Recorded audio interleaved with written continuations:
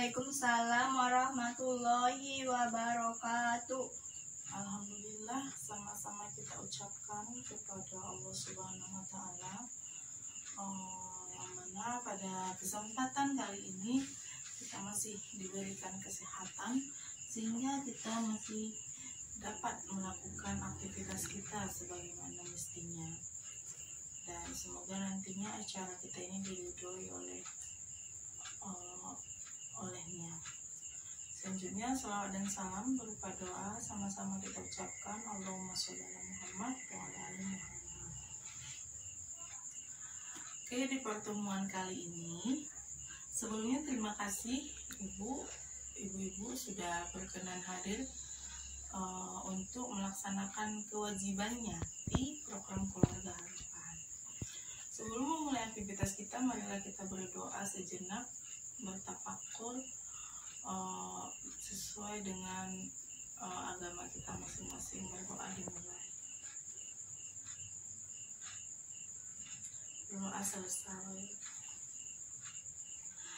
Oke, tibalah kita hari ini di modul keempat, modul tentang perlindungan anak.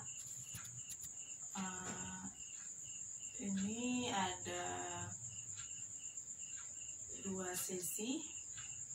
Yang pertama ialah pencegahan kekerasan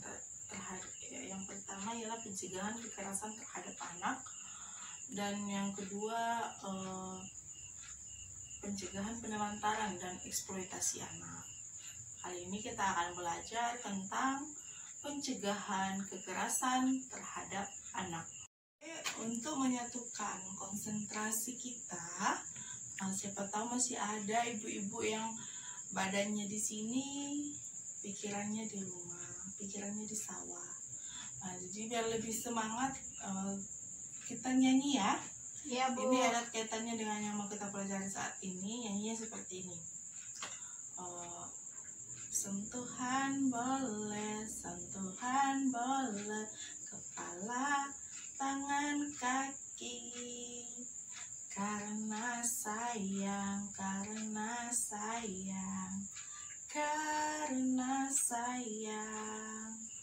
sentuhan tidak boleh.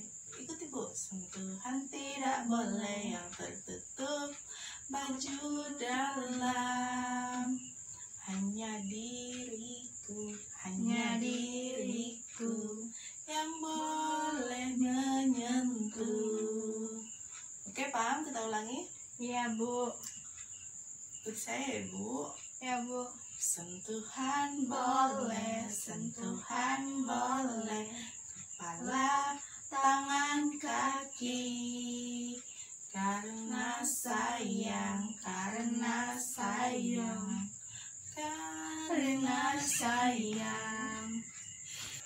Sentuhan tidak boleh yang tertutup baju dalam, hanya diriku yang boleh menyentuh. Oke, paham Ibu? Paham, Bu. Nah, kita coba ya sekali aja. 1, 2, 3. Sentuhan boleh, kepala, tangan, kaki, karena sayang.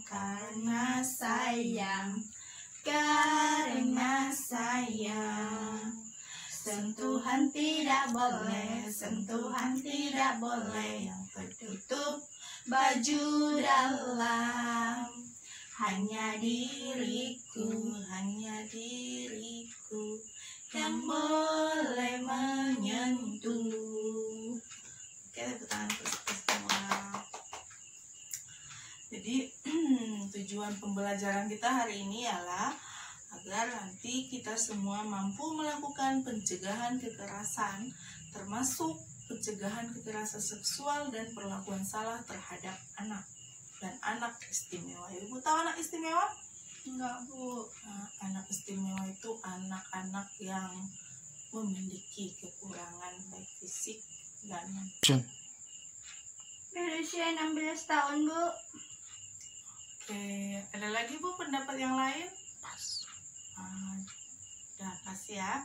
Jadi yang dikatakan anak, benar tadi yang disampaikan oleh Ibu Sari, bahwasannya yang dikatakan anak, pengertian anak itu ialah seseorang yang belum berusia 18 tahun, termasuk yang masih dalam kandungan.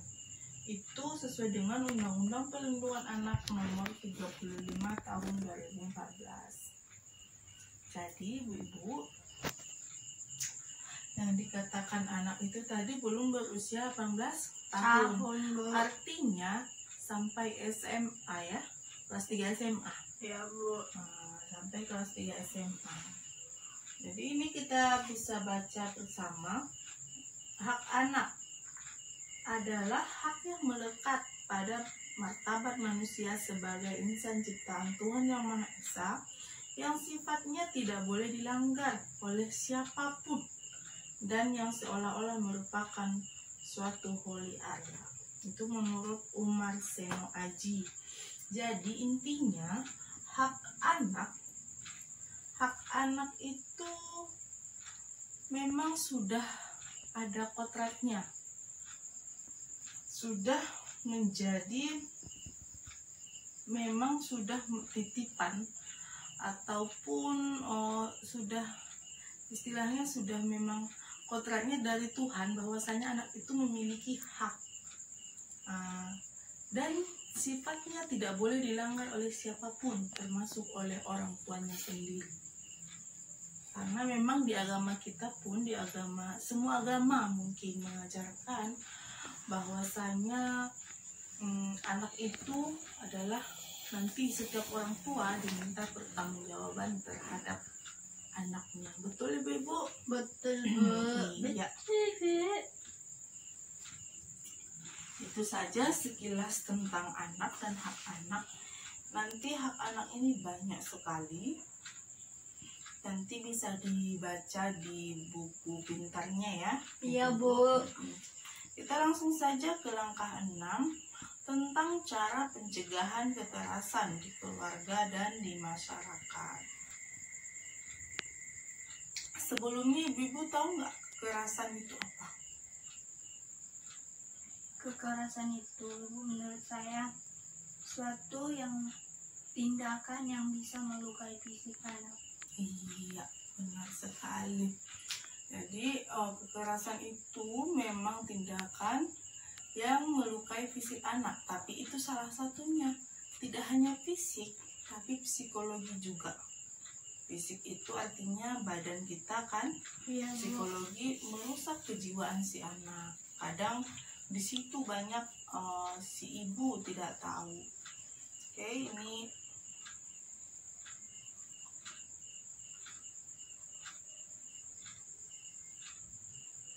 jadi salah satu contoh kekerasan fisik, misalnya mencubit, memukul, menendang. Dan salah satu contoh kekerasan tidak fisik misalnya seperti memarahi anak secara berlebihan, mengatakan anak dengan kata-kata yang kotor, penuh cacian. Nah, itu dapat dikategorikan sebagai kekerasan non fisik. Ini ada sebuah film, durasinya hanya sebentar, coba kita tonton bersama ya ibu.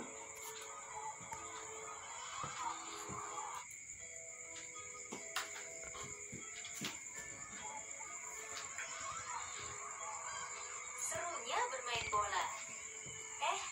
Ada siapa itu? Ada orang mau kasih bola baru buat Aksa.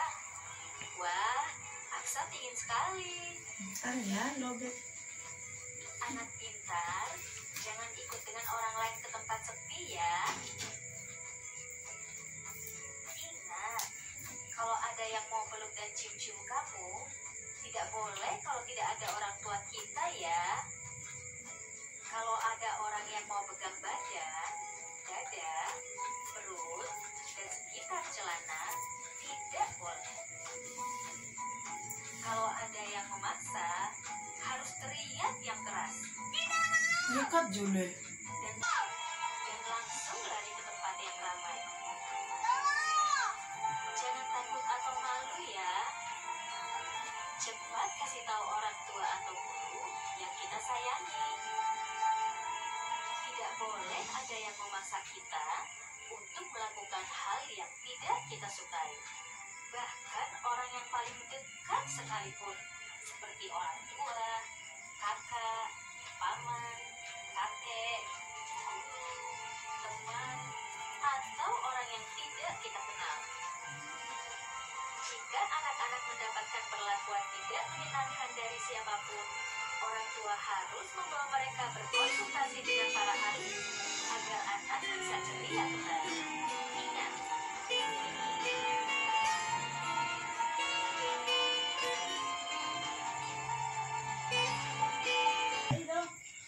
Tadi Bu, kita sudah sama-sama menyaksikan video tentang cara pencegahan kekerasan terhadap anak. Yang tadi contoh kekerasan seksual ya. Sama-sama dipahami tentang videonya. Ada yang menanyakan tentang video tersebut, Ibu? Ada. Saya yang nanya boleh ya? Jadi bagaimana pendapat Ibu tentang yang dilakukan si anak tadi? Pendapat saya tentang perlakuan si anak itu, kita sebagai orang tua tidak membolehkan si anak itu bermain sendirian. Iya, benar sekali ya Ibu. Si Aplus sama ibunya ya? Iya. Jadi yang terjadi di video tadi ialah itu tadi namanya siapa? Aksa ya. Iya, Bu. Yang terjadi pada Aksa ialah ketika dia bermain sendirian, maka berpotensi seseorang akan bisa saja melakukan kejahatan, bisa menculik, bisa melakukan kekerasan dan lain sebagainya, karena memang tidak terkontrol oleh kita. Ya, Bu. Jadi kesimpulannya, cara pencegahan kekerasan terhadap anak di lingkungan keluarga dapat kita lakukan dengan berbagai hal. Yang pertama, ibu-ibu, ketika anak bercerita, kita sebagai orang tua harus siap menjadi pendengar yang baik. Artinya kita jadikan anak sebagai teman untuk berdiskusi. Dan selanjutnya membantu kesulitan anak ketika si anak seperti misalnya mengalami kesulitan kegiatan di sekolah, kita harus sigap atau kita harus siap untuk membantu menyelesaikan kesulitan si anak. Selanjutnya menyediakan waktu yang berkualitas untuk anak, artinya quality time kata orang zaman sekarang ya. Jadi artinya perlu ada waktu-waktu yang berkualitas, dimana waktu yang berkualitas ini waktu untuk santai, mengobrol bersama anak, bercerita, bertukar pikiran dan lain sebagainya. Terus memberi pujian ketika anak berperilaku baik, tidak menghakimi anak apalagi di depan orang lain ya, nggak boleh ya Ibu.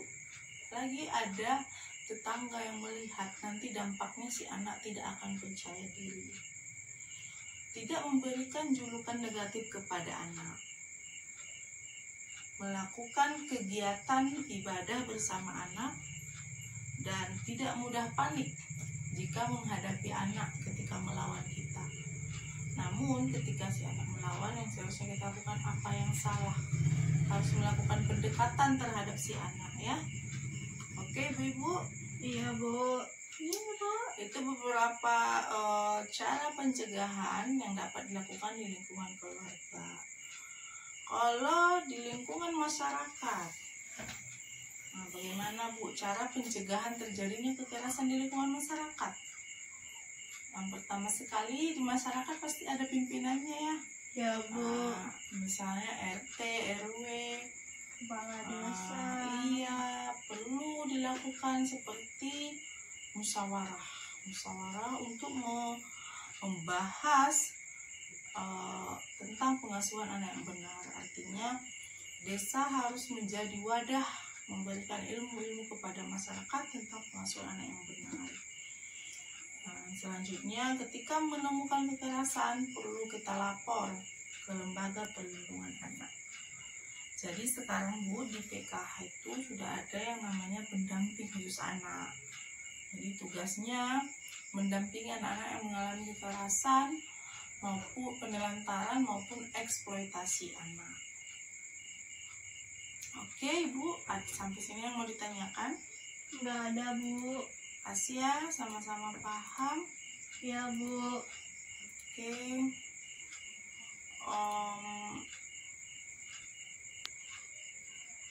Jadi Ibu, intinya setiap perilaku yang membuat anak menderita secara fisik dan psikis adalah bentuk kekerasan. Jadi kekerasan tadi tidak hanya fisik ya, bisa dipahami kan? Bisa, Tidak Bu. hanya fisik tapi psikis juga. Jadi orang tua memiliki kewajiban mencegah kekerasan dan perlakuan salah itu terhadap anak. Jadi setelah pembelajaran ini, mudah-mudahan kita semua dapat menanggulangi terjadinya atau meminimalis terjadinya kekerasan terhadap anak di lingkungan keluarga maupun di lingkungan masyarakat. Oke, masih semangat kan Ibu-Ibu?